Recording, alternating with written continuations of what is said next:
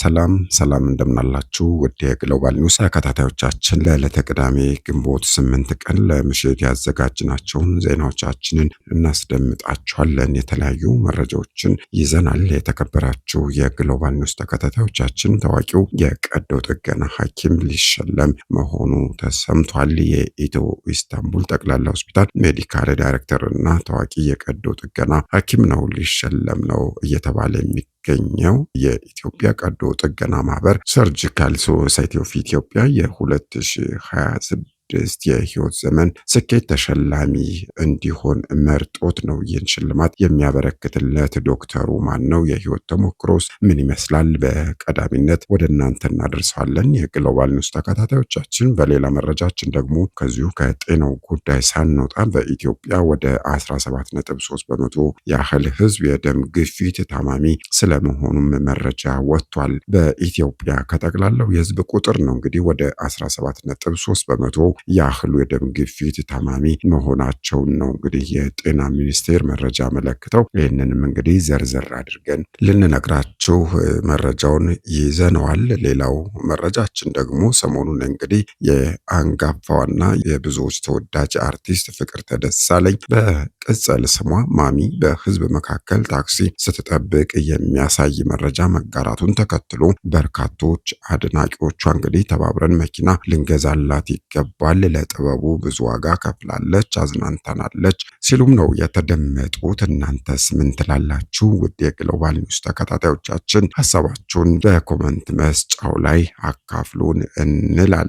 በሌላ መረጃችን ደግሞ ወደ ውጭ እንወስዳችሁና የግብጽ የውጭ ጉዳይ ሚኒስትር ባድር አብደላቲ አስመራ ስለመግባታቸው ተሰምቷል።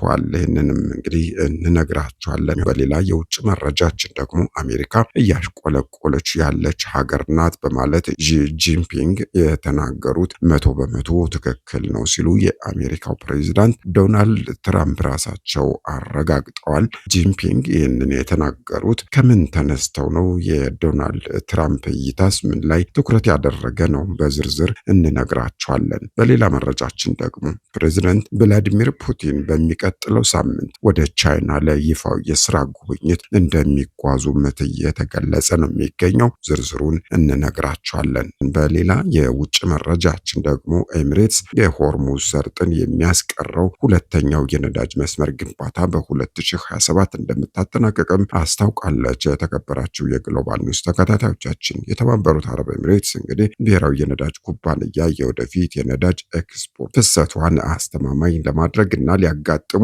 የሚችሉ መስተጓጎሎችን ለመከላከልም ሲል ነው እንግዲህ ሆርሙዞች መጠን የሚቀይረው ሁለተኛው አዲስ የነዳጅ ቧንቧ መስመር ግንባታ እንደ አውሮፓውያን አቆጣጠር በሚቀጥለው ዓመት ማለት ነው በ2027 እንደሚጠናቀቅ ያስታወቁት። የተከበራችሁ የግሎባል ኒውስ ተከታታዮቻችን ከግሎባል ኒውስ ጋር አብራችሁን ከሆናችሁ እንግዲህ እነዚህንና መሰል መረጃዎችን እናስደምጣችኋለን። ተጨማሪ መረጃዎችም እንዲደርሷችሁ ወደ የግሎባል ኒውስ ተከታታዮቻችን ሰብስክራይብ እና ላይክ እያደረጋችሁ ቤተሰብ እንድትሆኑ እንጋብዛለን።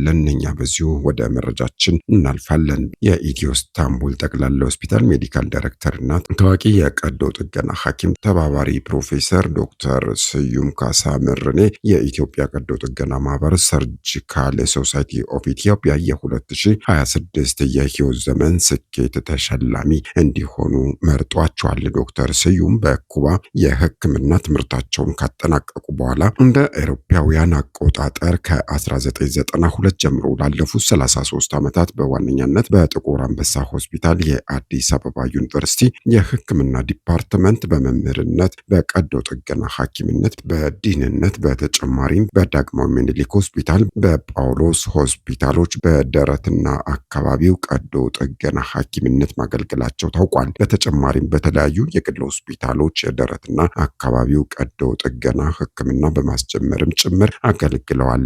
ዶክተር ስዩም ከ30 በላይ ከሙያው ጋር በቀጥታ በቀጥታ የተገናኙ ጥናታዊ ጽሑፎችን በሀገር ውስጥና በውጭ ሀገር ታዋቂ ጆርናሎችንም እንዳሳተሙን የሚነገርላቸው ዶክተሩ እንግዲህ የማህበሩ 30ኛ ዓመት ተሸላሚ መሆናቸውም ታውቋል። ሽልማቱ ምን ስሜት እንደፈጠረባቸውም ዶክተር ስዩም ተጠይቀው የዓመታት ልፋትና ጥረታቸው እውቅና ያገኘበት በመሆኑ መደሰታቸውን ተናግረዋል።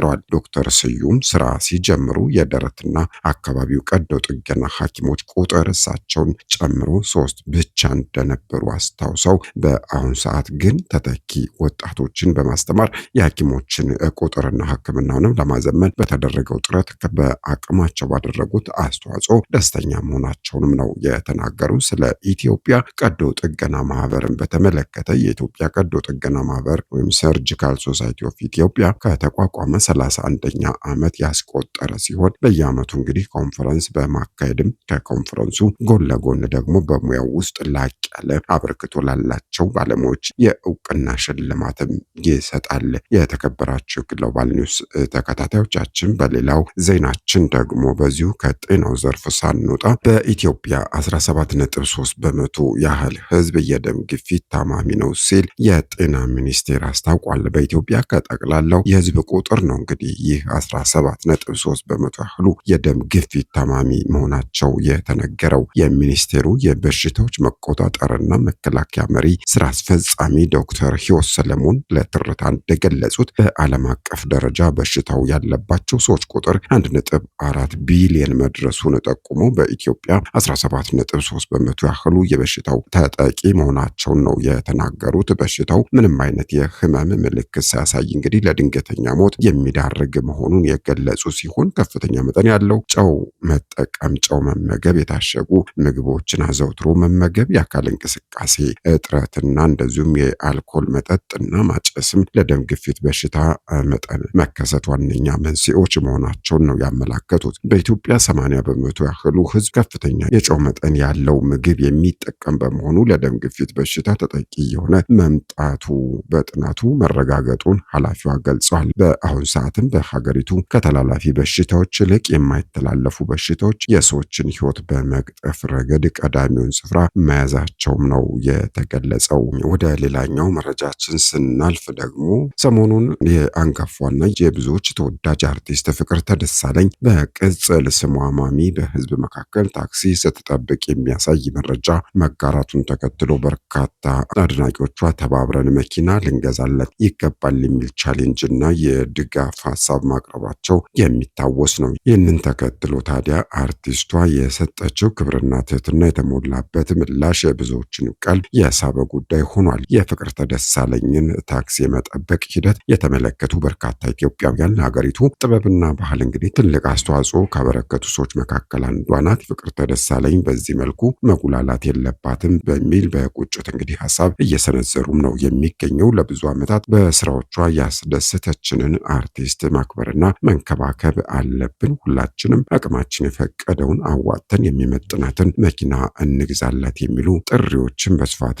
ተስተጋብተዋል። ለቀረበው ሀሳቢነትና የድጋፍ ጥሪ አርቲስት ፍቅርተ ደሳለኝ የሰጠችው ምላሽ ግን የእውነተኛ አርቲስትነትና የትህትና መገለጫ ሆኖም ተገኝቷል ነው የተባለው። በትህትና በተሞላው ማብራሪያዋ እሷም እንደ ማንኛውም ኢትዮጵያዊ የህዝብ ትራንስፖርት ተጠቅማ መጓዝ እንደማያስከፋትና ከህዝቧ ጋር መሆን እንደሚያስደስታትም በፈገግታ ገልጻለች። በተጨማሪም በማህበራዊ ሚዲያ ላይ የሚደረጉ አንዳንዶቹ ዘመቻዎች አርቲስቶችን እጅግ እንደተቸገሩ አድርገው ማቅረባቸው ተገቢ እንዳልሆነና የራሷን ክብርና ኩራት ጠብቃ መኖር እንደምትመርጥም አመልክታለች። የህዝቡን በጎ ሀሳብና ፍቅር እንደምታከብር የገለጸችው አርቲስቷ ህይወቷን በሰላምና በደስታ እየመራች በመሆኑ ህዝቡ ሳይጨነቅላት ፍቅሩን ብቻ እንዲሰጣትም ጠይቃለች። ውድ የግሎባል ኒውስ ተከታታዮቻችን ዜናዎቻችን እንደቀጠሉ ናቸው። ወደ ሌላኛው የውጭ መረጃችን ስናልፍ ደግሞ የግብጽ የውጭ ጉዳይ ሚኒስቴር ባድር አብድላቲ አስመራ መግባታቸው ተሰምቷል። ሚኒስትሩ ከፕሬዚደንት ኢሳያስ አፈወርቂ ጋር እንደሚወያዩም ይጠበቃል። መረጃው ዛሬ ነው የወጣው። በሌላኛው ዜናችን ደግሞ አሜሪካ እያሽቆለቆለች ያለች ሀገር ናት በማለት ዢ ጂንፒንግ የተናገሩት 100% ትክክል ነው ሲሉ ራሳቸው የአሜሪካው ፕሬዚዳንት ዶናልድ ትራምፕ ተናግረዋል። የአሜሪካው ፕሬዚዳንት ዶናልድ ትራምፕ በቻይና ቤጂንግ እያደረጉት ባለው ጉብኝት ወቅት እንግዲህ ባስተላለፉት ባስተላለፉት መልእክት ነው ይህንን የተናገሩት። የቻይናው ፕሬዝዳንት ዢ ጂንፒንግ አሜሪካን እያሽቆለቆለች ያለች ሀገር ናት ሲሉ መግለጻቸው ሙሉ በሙሉ እውነት መሆኑን ራሳቸው ምስክርነት ሰጥተዋል። ትራምፕ በትሩዝ የሶሻል ሚዲያ ገጻቸው ላይ እንግዲህ ባሰፈሩ ጽሑፍ ፕሬዝዳንት ዢ ጂንፒንግ አሜሪካን እያሽቆለቆለች ያለች ሀገር አድርገው በተራቀቀ መንገድ የገለጹበት መንገድ 100% ትክክል ነው ብለውታል። ዶናልድ ትራምፕ ለዚህ የአሜሪካ መዳከም ቀጥተኛ ተጠያቂው የወቅቱ ፕሬዝዳንት ጆ ባይደን መሆናቸውን በጽኑ ተችተዋል። እንደ ትራምፕ ገለጻ ከሆነ ደግሞ አሜሪካ በባይደን የስልጣን ዘመን ከፍተኛ ውድቀት ያስተናገደችው በተከፈቱ ድንበሮች፣ በልዩነትና እኩልነት ፖሊሲዎች፣ በከፍተኛ የግብር ጫና፣ በሀገሪቱ ውስጥ በስፋት በተንሰራፋው ወንጀል ምክንያት ነው ብለዋል። በተቃራኒው የእሳቸው አስተዳደር አሜሪካን ወደማይታመን ከፍታና እድገት እየመራት መሆኑን የጠቀሱት ትራምፕ ለዚህ ማረጋገጫ የሚሆነው የገበያ መረጋጋት፣ የስራ ዕድል ፈጠራ፣ የወታደራዊ ጥንካሬ ማደግና በቢሊዮኖች የሚቆጠር የኢንቨስትመንት ፍሰት መመዝገቡ ነው ሲሉም ተከራክረዋል። በሌላ በኩል የቻይናው ፕሬዝዳንት ዢ ጂንፒንግ እያሽቆለቆለች ያለች ሀገር የሚለውን ኃይለ ቃል በአደባባይ ባይናገሩትም በሁለቱ ሀያላን ሀገራት መካከል ስላለው ውጥረት ግን ጠንከር ያለ ማስጠንቀቂያ ሰጥተዋል። ፕሬዝዳንት ዢ ጂንፒንግ በንግግራቸው የቱሲዲደስ ወጥመድ የሚባለውን ታሪካዊ ክስተት ያነሱ ሲሆን ይህም አዲስ እያደገ የመጣ ኃይል ካለው ነባራዊ ኃይል ጋር ወደ ጦርነት የማምራት ዝንባሌን የሚያሳይ ነው። አያይዘውም በተለይም በታይዋን ጉዳይ ዙሪያ ያለው አለመግባባት ካልተፈታ ነገሩ ተባብሶ ወደ ግጭት አልፎ ተርፎም ወደ ከፋ ጦርነት ሊያመራ እንደሚችልም አሳስበዋል። የተከበራችሁ የግሎባል ኒውስ ተከታታዮቻችን በሌላኛው የውጭ መረጃችን ደግሞ የሩሲያው ፕሬዝዳንት ቭላዲሚር ፑቲን በሚቀጥለው ሳምንት ወደ ቻይና ለይፋው የስራ ጉብኝት እንደሚጓዙ ተገልጿል። ሳውዝ ቻይና ሞርኒንግ የተባለ ድረገጽ አርብ ዕለት ለጉዳዩ ቅርበት ያላቸው ምንጮችን ጠቅሶ እንደዘገበው ከሆነ ፕሬዝዳንት ፑቲን ቤጂንግ ይደርሳሉ ተብሎ የሚጠበቀው በሚቀጥለው ረቡዕ ዕለት እንደሆነም ነው መረጃው የሚያሳየው። እንግዲህ በቅርቡ እንኳን የአሜሪካው ፕሬዝዳንት ዶናልድ ትራምፕን ጨምሮ የኢራን ፕሬዝዳንትም ወደዛው አቅንተው እንግዲህ በሀገራዊና ቀጠናዊ ጉዳዮች ላይ ውይይት ማድረጋቸው የሚታወስ ነው። የተከበራችሁ የግሎባል ኒውስ ተከታታዮቻችን ኤምሬትስ የሆርሙዝ ሰርጥን የሚያስቀረው ሁለተኛው የነዳጅ መስመር ግንባታ በ2027 እንደምታጠናቅቅ አስታውቃለች። የተባበሩት አረብ ኤሚሬትስ ብሔራዊ የነዳጅ ኩባንያ የወደፊት የነዳጅ ኤክስፖርት ፍላጎቷን አስተማማኝ ለማድረግና ሊያጋጥሙ የሚችሉ መስተጓጉሎችን ለመከላከል ሲል የሆርሙዝ ወሽመጥን የሚቀይረው ሁለተኛው አዲስ የነዳጅ ቧንቧ መስመር ግንባታ እንደ አውሮፓውያን አቆጣጠር በ2027 እንደሚጠናቀቅም አስታውቀዋል። ከዚህ ቀደም ይፋ ያልተደረገውና አሁን በአስቸኳይ እንዲከናወን የተወሰነው ይህ ፕሮጀክት ሀገሪቱ በባህር መስመር የምታደርገውን የነዳጅ ኤክስፖርት አቅም በእጥፍ ያሳድገዋል ተብሎ የሚጠበቅ ነው። ከኢራን ጦርነት መነሳት በፊት እንግዲህ ከዓለም አቀፉ የነዳጅና የፈሳሽ ጋዝ ምርት 20% ያህሉ ይጓጓዝበት የነበረው ወሳኙ የሆርሙዝ ሰርጥ ከተዘጋ አሁን 11ኛ ሳምንቱን ይዟል።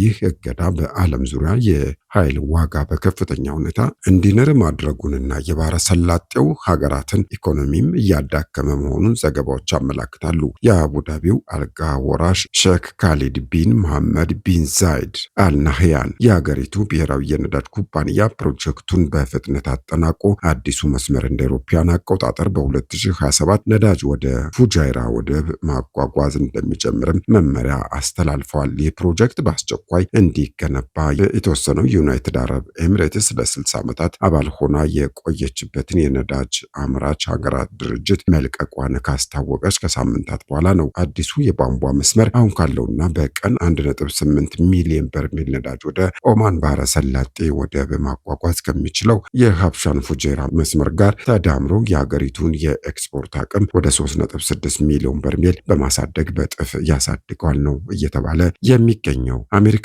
እስራኤል ጥቃት ከሰነዘሩ በኋላ በኋላ ኢራን በሆርሙዝ ወሽመጥ የሚያልፉ የነዳጅ ጫኝ መርከቦችን በዘጋችበት ወቅት ነባሩ የሀብሻን ፉጃራ መስመር ዩናይትድ አረብ ኤምሬት ነዳጅ መላኳን እንድትቀጥል ትልቅ እገዛ አድርጓል። በአሁኑ ወቅትም ከጠባቡ የሆርሙዝ ሰርጥ ውጪ ነዳጅ ኤክስፖርት ማድረግ የሚያስችላቸው የቧንቧ መስመር ያላቸው የባህረ ሰላጤው ሀገራት ዩናይትድ አረብ ኤምሬትና ሳውዲ አረቢያ ብቻ መሆናቸው ይታወቃል። የተከበራችሁ የግሎባል ኒውስ ተከታታዮቻችን ለምሽት ያዝናቸው መረጃዎቻችን እነዚህ ነበሩ። አብራችሁን ስለነበራችሁ ከልብ እናመሰግናለን። ቻናሉን ሰብስክራይብ እና ላይክ እያደረጋችሁ አሁንም ቤተሰብ እንድትሆኑ እንጋብዛለን። ሰናይ ምሽት።